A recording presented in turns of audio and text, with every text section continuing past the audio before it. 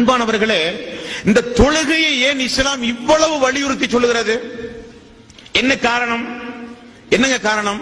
மறுமையில் ஆதம் நபியிலிருந்து ரசூலுல்லாஹி ஸல்லல்லாஹு அலைஹி வஸல்லம் அவர்கள் வரை எல்லா நபிமார்களும் மறுமையில் நிற்பாங்களா இல்லையா? நிற்பாங்க. அல்லாஹ்வுடைய ரசூல் ஒரு வார்த்தையை சொன்னார்கள், எனது சகோதரர்களை நான் ரொம்ப இலகுவாக அடையாளம் கண்டுகொள்வேன். சஹாபாக்கள் கேட்டார்கள், எப்படி யார சொல்லலாம், நீங்கள் அவர்களை பார்க்கவில்லை, அவர்கள் உங்களை பார்க்கவில்லை, இனிதான் வரப்போகிறார்கள், கியாமத் நாள் வரை நீங்கள் தான் நபி, எப்படி யார சொல்லலாம் நீங்கள் பார்ப்பீர்கள்?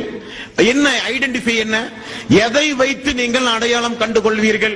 ரசூலுல்லாஹி ஸல்லல்லாஹு அலைஹி வஸல்லம் அவர்கள் சொன்னார்கள், அல்லாஹ் எனது சமுதாயத்திற்கு கொடுத்த ஒரு சிறப்பே அதுதான்.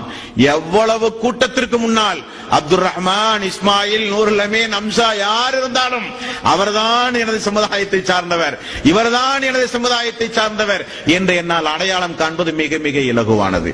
எப்படி யார சொல்லலாம்?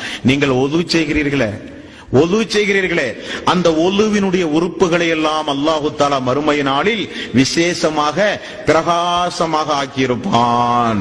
அப்ப அந்த கோடான கோடி மக்கள் மத்தியில முகம், கை, காலெல்லாம் கொஞ்சம் வெளிச்சம் முடிக்கும் நமக்கு. உடனே ரசூலுல்லாஹ் அவங்க எல்லாம் என் சமுதாயம், ரொம்ப சாதாரணமா சொல்லி விடுவார், இவர்கள் எல்லாம் என்னுடைய சமுதாயம்.